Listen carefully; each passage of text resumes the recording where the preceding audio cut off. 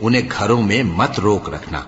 ہاں اگر وہ کھلے طور پر بدکاری کی مرتکب ہوں تو اور بات ہے، اور ان کے ساتھ اچھی طرح سے رہو سہو. پھر اگر وہ تم کو ناپسند ہوں تو عجب نہیں کہ تم کسی چیز کو ناپسند کرو اور اللہ اس میں بہت سی بھلائی پیدا کر دے.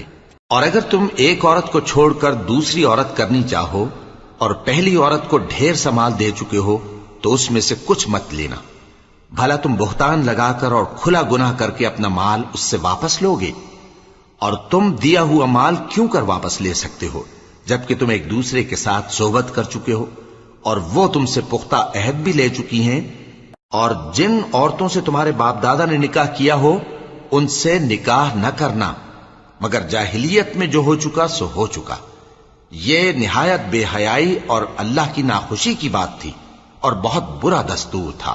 تم پر تمہاری مائیں اور بیٹیاں اور